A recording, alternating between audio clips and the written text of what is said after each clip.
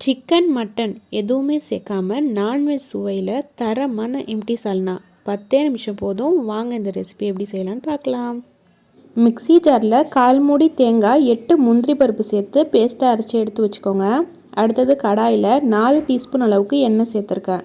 எண்ணெய் சூடான பிறகு இதில் பட்டை, கிராம்பு, ஏலக்காய் சேர்த்து பொரிய விட்டுக்கலாம். அடுத்ததாக 3 பெரிய வெங்காயத்தை கட் பண்ணி சேர்த்து நல்லா வதக்கிக்கோங்க. வெங்காயம் ஓரளவு நல்லா வதங்கின பிறகு இஞ்சி பூண்டு பேஸ்ட்டு 2 டீஸ்பூன் சேர்த்து வதக்கிக்கலாம். இஞ்சி பூண்டோட அந்த பச்சை வாடை போகிற அளவுக்கு நல்லா வதக்கி விட்டுக்கோங்க. அடுத்ததாக இதில் கொஞ்சமாக கருவேப்பிலை, 2 பச்சை மிளகாய், கொஞ்சம் மல்லி இலை சேர்த்து அதையும் வதக்கி விட்டுக்கலாம். அடுத்ததாக இதில் 3 தக்காளி பழத்தை சேர்த்துக்கிறேன். தக்காளி நல்லா வதங்குறதுக்கு கொஞ்சமாக உப்பு சேர்த்து நல்லா வதக்கி விட்டுக்கோங்க.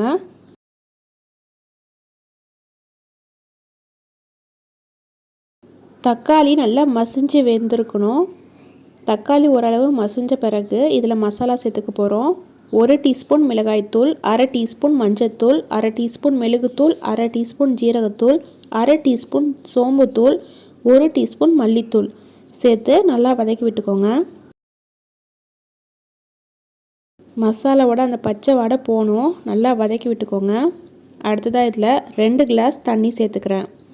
தண்ணி நல்லா கொதித்த பிறகு நம்ம அரைச்சி வச்சுருக்க அந்த தேங்காய் பேஸ்ட்டை இதோடு சேர்த்து நம்ம கொதிக்க வைக்கலாம். 2 நிமிஷம் மீடியமான ஹீட்லேயே கொதிக்க வைங்க.